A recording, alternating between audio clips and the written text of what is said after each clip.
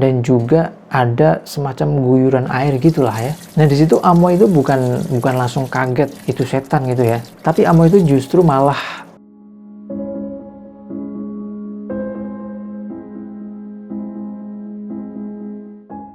Halo guys, kembali lagi di channel Awan Story, tepatnya di segmen obrolan horor. Di mana di segmen ini kita akan membahas berbagai kisah nyata horor yang dialami oleh para pelajar dan juga mahasiswa. Nah, di segmen obrolan horor kali ini kita membawakan sebuah kisah yang cukup spesial karena datang dari seorang mahasiswa yang berkuliah di salah satu universitas di Semarang, yaitu UNES. Salah satu dari kisah ini sebenarnya sudah sempat viral pada tahun 2016 dan 2020, tepatnya di Twitter, dan juga sudah diunggah di beberapa media nasional karena memang heboh banget. Lalu bagaimana kisahnya? Simak kisah berikut ini.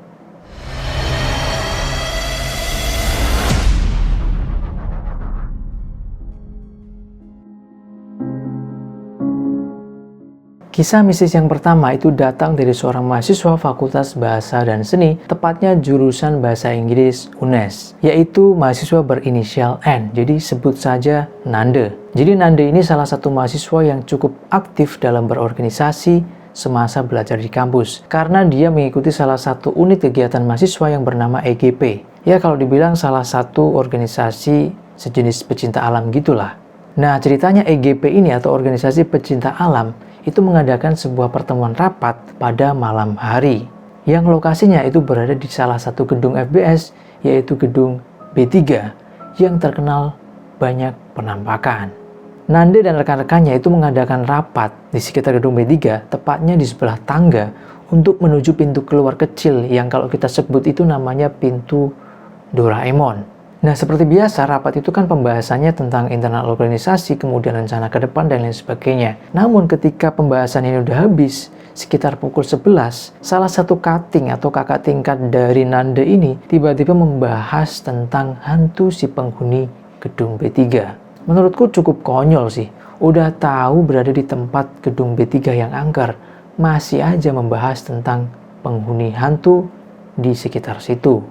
Pada saat rapat membahas tentang internal organisasi, tidak terjadi apa-apa. Namun ketika cutting dari Nande ini membahas tentang hantu penghuni B3, tiba-tiba si Nande ini tidak sengaja menoleh ke arah tangga yang di situ ada sosok wanita berbaju putih dan berambut panjang sedang duduk di situ. Entah si Nande ini anak indigo atau bukan, tapi yang pasti setelah dia melihat penampakan sosok tersebut, Nande langsung memalingkan arah pandangannya kembali ke teman-temannya. Pada saat pertama kali Nande melihat sosok tersebut, memang hanya memperlihatkan diri saja di tangga tersebut. Namun karena si cutting ini agak tolol ya, udah tahu di tempat kayak gituan malah membahas tentang hantu, ya otomatis mungkin ya sosok perempuan berbaju putih ini merasa terganggu. Dan ketika si cutting ini semakin membahas, tiba-tiba si Nande ini tidak sengaja lagi pengen melihat ke arah kiri, yaitu ke arah tangga yang tadi melihat sosok tersebut. Dan Nande pun menoleh dong. Dan di sana ternyata sosok tersebut menampakkan lagi. Dan kali ini itu seperti memberikan kode agar cuttingnya berhenti membicarakan tentang dia. Sontak si Nande ini kaget dong. Dan langsung memberitahukan cuttingnya itu agar berhenti membicarakan tentang hantu penghuni B3. Dan akhirnya mereka pun membahas topik lain dan sosok tersebut tidak mengganggu mereka lagi. Kisah mistis yang kedua ini masih dengan mahasiswa Fakultas Bahasa dan Seni jurusan Bahasa Inggris. Kali ini mahasiswanya berinisial I, jadi kita sebut saja Inem. Jadi Inem ini diajak oleh teman-temannya untuk menonton pertandingan basket di salah satu GOR UNES, yaitu GOR Prof. Dumadi. Saat Inem ini berangkat dari kos hingga sampai di GOR Prof. Dumadi ini, hingga selesai menonton basket, itu memang tidak terjadi apa-apa, semuanya normal. Karena memang itu masih ya jam 8-9 lah. Namun dia pulang itu hampir setengah 12. Nah, ini nih pada saat pulang, si Inem ini kan berangkatnya tuh naik ojek online. Otomatis pulangnya juga bakal naik ojek online. Nah kebetulan teman-temannya itu sempat mengajak dia untuk barengan gitu. Ayo bareng aku aja gitu pulangnya. Namun si Inem ini malah menolak dan memilih untuk naik ojol saja. Karena memang pada saat itu lagi ada promo. Nah setelah itu Inem pesen dong ojolnya. Dan teman-temannya pun meninggalkan dia pulang dan di situ sendirian. Sembari menunggu ojol datang, apesnya nih, HP dari Inem ini ternyata lowbat dan sebelum ojolnya datang itu HP-nya malah sudah mati duluan. Jadi bisa dibayangkan hampir pukul 12 malam, si Inem ini sendirian di depan Gor Prof. Dumadi. Dan kebetulan pada saat itu suasananya sangat sepi ya. Karena gak ada pilihan lain, akhirnya si Inem ini nekat pulang ke kos jalan kaki. Jadi kalau boleh aku gambarin ya, kondisi dari mulai Prof. Dumadi sampai jalan yang rame, itu kurang lebih ya jalan tapi kanan kirinya itu pepohonan yang cukup rapi dan juga ada beberapa pohon bambu juga kalau nggak salah di situ ya. Pada saat Inem ini mulai jalan, memang semuanya itu ya terlihat normal karena jalan biasa. Hingga sampai di sebuah gedung depan Fakultas Hukum. Inem ini ngerasa kok ada yang ngawasin, sampai membuat Inem ini ngerasa merinding dan menahan untuk tidak menoleh kanan dan kiri. Karena memang hari itu mungkin lagi apesnya si Inem ya. Jadi di sebelah kiri Inem itu tiba-tiba ada yang manggil. Jadi seperti, "Woi, Inem," kayak gitu.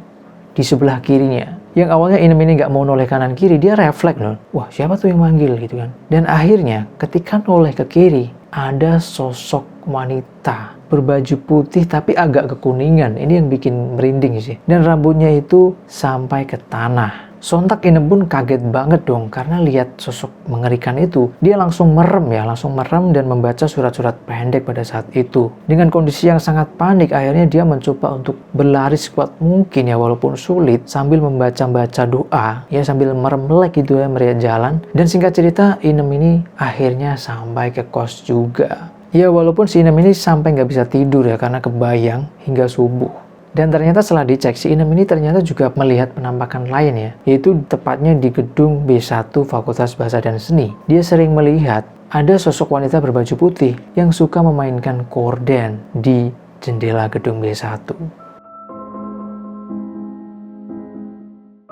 Kisah mistis yang ketiga ini memperlihatkan sebuah video secara jelas bahwa ada sekelompok mahasiswa dan juga dosen itu sedang melakukan simulasi seminar. Ini adalah angkatan 2011 yaitu jurusan PKN yang mengadakan simulasi seminar tentang PKN tentunya yang berada di salah satu gedung Fakultas Ilmu Sosial UNES yaitu ruangan C1103. Kejadian ini itu terjadi pada tanggal 23 November 2013. Kalian bisa lihat sendiri bahwa dari awal pembicaraan, narasumber dan mahasiswa itu asik berbincang itu tentang topik yang mereka bicarakan. Ketika itu, saya sedang sendirian di ruang. Sampai akhirnya, seorang peserta itu bercerita tentang pertemuan dia dengan wanita cantik. Dan disitulah tuh mulai muncul suara aneh. Nah, kalian langsung lihat sendiri aja yang mendingan. Ketika itu saya sedang sendirian di ruangan dan tiba-tiba ada seorang wanita cantik menghampiri saya. Nah, kemudian dia... Nah, tidak hanya pada saat itu, ternyata suara itu kembali muncul ya. Ketika salah seorang peserta itu kembali bertanya dan dijawab oleh seorang narasumber yang ada di depan. Ya, tentang rekan saya, Bang Samad itu sekarang menjadi ketua KPK.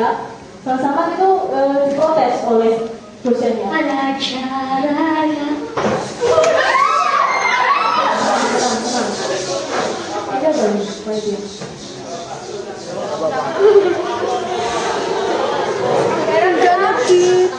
Nah, menurut kalian itu adalah suara apa? Suara beneran hantu atau suara apa? Silahkan komen di bawah. Kisah mistis yang keempat kali ini juga tidak kalah mengerikan atau ngeri-ngeri sedap tentunya ya. Karena ini berasal dari mahasiswa Fakultas MIPA UNES, yaitu berinisial A yang kita sebut saja Amoy. Jadi Amoy itu mahasiswa Fakultas MIPA yang pada saat itu ceritanya akan melaksanakan kuliah yaitu makul kalkulus yang ruang kelasnya atau ruang kuliahnya itu berada di salah satu gedung D3 yaitu tepatnya di lantai 3 yang gedung itu tuh udah terkenal itu di kalangan mahasiswa MIPA bahwa sering terjadi kejadian mistis di situ. Sebelum kuliah berlangsung, teman Amoy ini udah tahu kalau emang di gedung itu tuh harus hati-hati, itu nggak boleh sembarangan. Dan dia memberitahukan kepada Amoy agar ketika nanti misalnya kebelet pipis atau kebelet apa, buang air, ditahan dulu aja gitu. Nanti buang airnya ketika pas di perpustakaan aja gitu, kata teman Amoy. Nah, yang namanya kepipis itu kan tiba-tiba tuh muncul aja gitu pada saat Amoy sedang melaksanakan kuliah. Daripada toilet lain itu jauh, akhirnya Amoy ini terpaksa memilih salah satu toilet di lorong gedung D3, tepatnya di lantai 3, yang terkenal banyak kejadian mistis. Amoy pun bergegas berjalan menuju toilet. Nah ini nih, ketika Amoy ini sudah hampir selesai buang air, mulai tuh kejadian-kejadian aneh terjadi. Pada saat Amoy ini sudah hampir selesai, dia kan melihat tuh ke arah pintu keluar ya. Nah di situ dia melihat ada bayangan ya. Bayangin ya, kalian lagi buang air nih, tiba-tiba di depan pintu tuh ada bayangan orang gitu masuk ke toilet sebelah. Amoy itu juga mendengar gitu ada keran itu dinyalakan dan juga ada semacam guyuran air gitulah ya. Nah di situ Amoy itu bukan langsung kaget itu setan gitu ya. Tapi Amoy itu justru malah bersyukur, lega gitu. Wah, ternyata ada temennya nih, lumayan nih, gak terlalu takut gitu kan. Namun setelah dia buka pintunya, dia lihat dong kamar mandi sebelah, ternyata gak ada orang, dan posisi pintu kamar mandi sebelah itu terbuka, dan di situ juga kering gitu, gak ada bekas baru disiram atau keran baru dinyalakan. Dan setelah melihat kejadian itu, merinding dia, langsung kembali ke kelas dengan kondisi panik dan juga tidak karuan.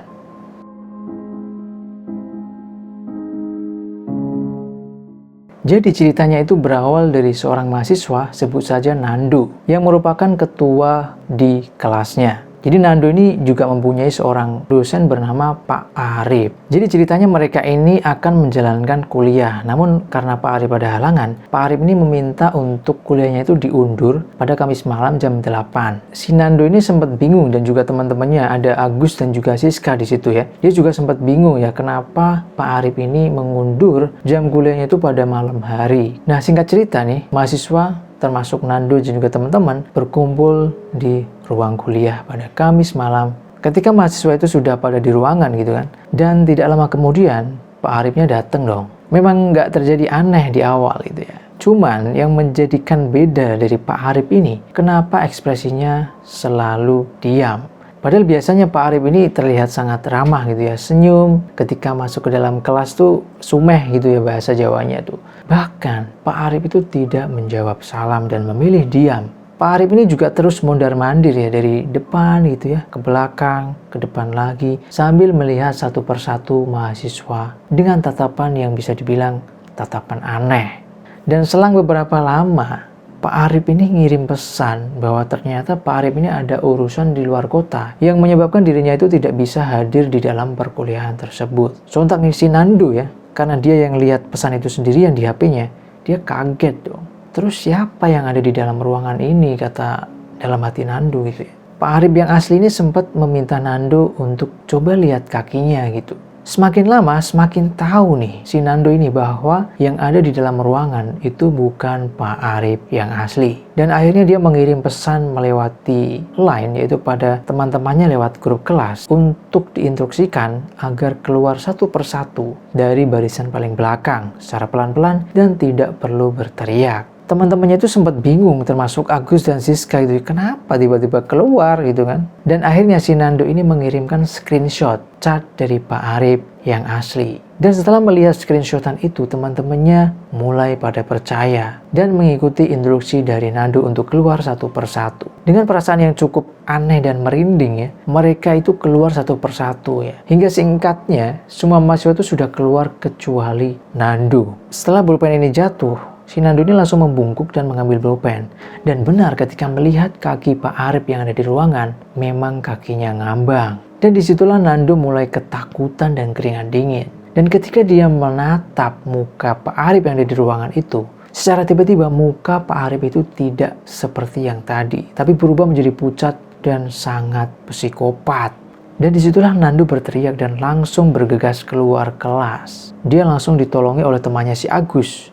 Dan terlihat dari belakang bahwa dosen itu ternyata masih berada di pintu dan melambaikan tangannya.